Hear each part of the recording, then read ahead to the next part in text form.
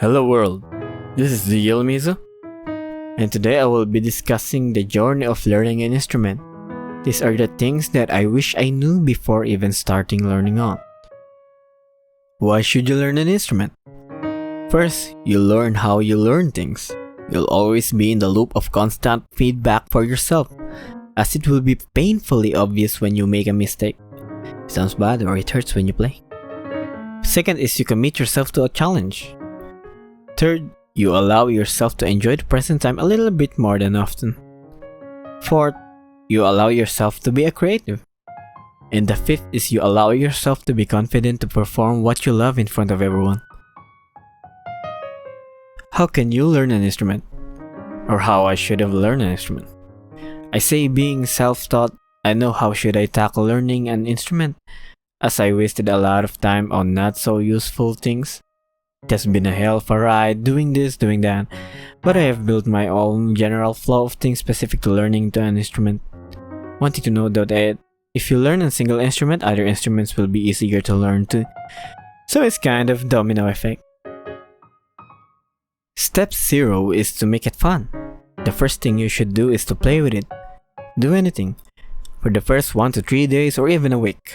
Play around with it, search random things about it, how to play, or how to make it sound like. The first thing you should be doing is to make learning, accomplishing, and sounding good fun.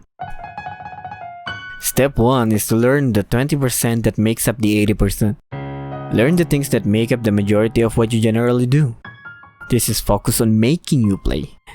This can be learning the basic 4 chords that is apparent in many pop songs, learning the general structure of chords by learning basic music theory, learning ways of playing, can be finger picking, struck, arpeggios, or whatever suited to your instrument. Learning to observe and listen to songs, how they are played, what chords are used, what's the rhythm like, and etc. And learning to read music. By learning those, your path will be flexible enough to give you a choice on what you want to do. Step 2. Taking it further. You can probably do something out of your head and being creative in playing or creating your progressions. Or at least just contract your chords. It's fine if it is still slow switching from chords to chords. By this time, figure out what is your objective. Although it's not that important, it makes decision making easier. Do you want to monetize it? Do you want to perform? Or do you want to make it hobby?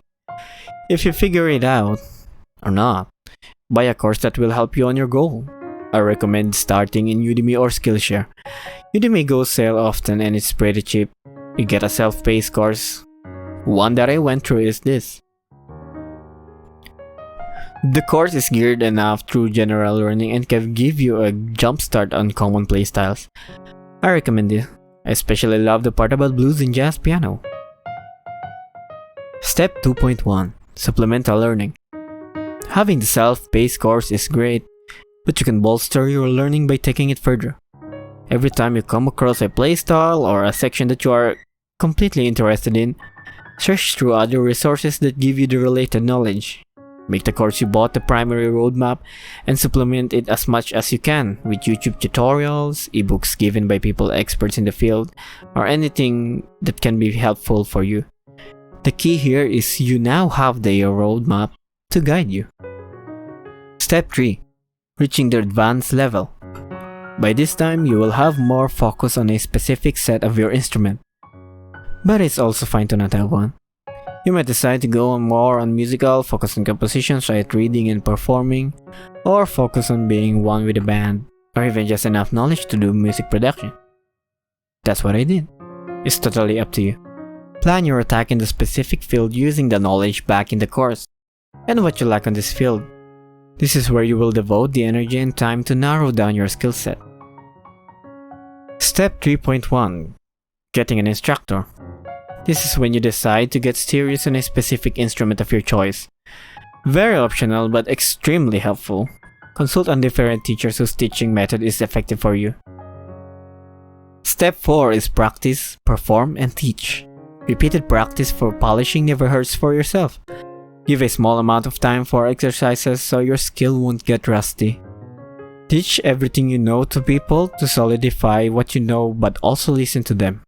You will encounter something you don't know, and that is guaranteed to happen. Step 5 is transfer. What you have learned in a single instrument can be transferred to others. You don't need to go through these steps every time you touch a new instrument. You'll be surprised how everything is connected. Use that to speed up your learning. For our ending, remember that we have a different way of learning. The first thing you should do is to find out how you learn and what's the most effective method for you. You might switch some of the methods, and it really depends on you. For me, that's the most effective sequence of steps, as I always find it hard to learn something, not knowing where to go and not knowing what to believe.